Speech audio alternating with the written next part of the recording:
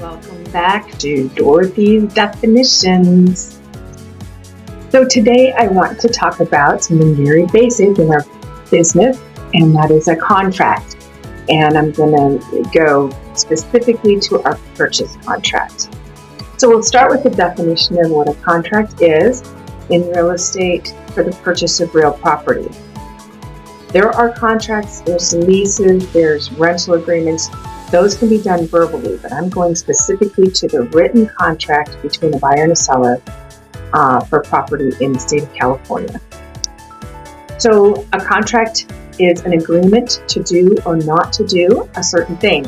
It must have 4 essential elements: parties capable of contracting, the consent of the parties, a lawful object, and consideration, which is money or something of value to be given in exchange for real property. A contract for sale of real property must be in writing and signed by the party or parties to be charged with performance. That's lots of big words, but anyway, we'll get down into it a little bit. So I always counsel my sellers that when they receive an offer on a property, they have all the power. That's the moment that they have all the power.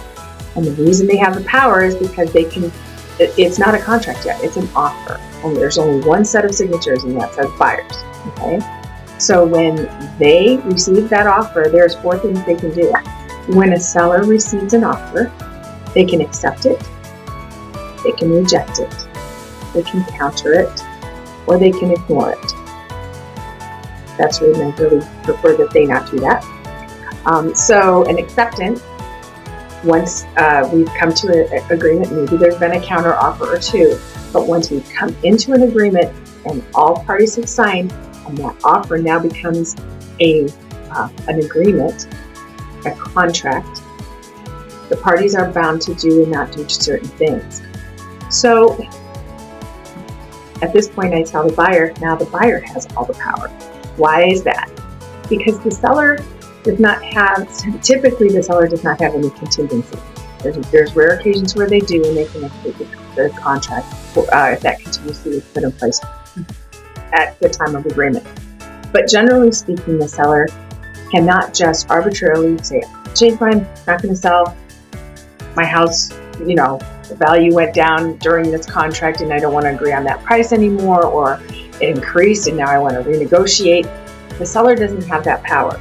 The buyer has more power in that they usually have contingencies that they could exit and keep their earnest money deposit. They usually have a contingency with their loan to go through. So if for some reason the loan doesn't get approved at the terms outlined in the contract, they don't have to continue. If the appraisal doesn't come in the way it needed to come in for that particular contract, you can modify it. But if it's not, the buyer can get out so much easier.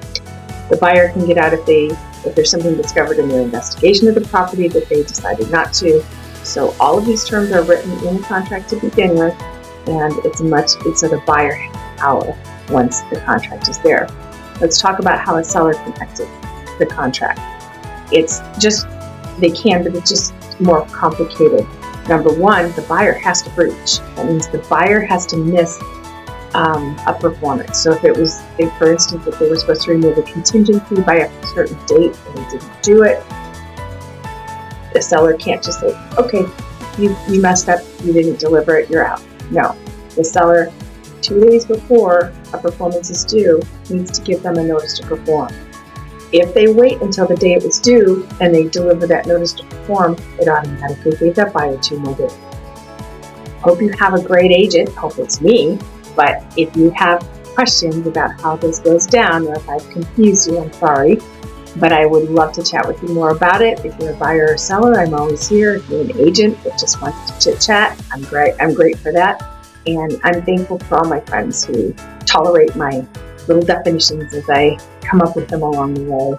Have a great day.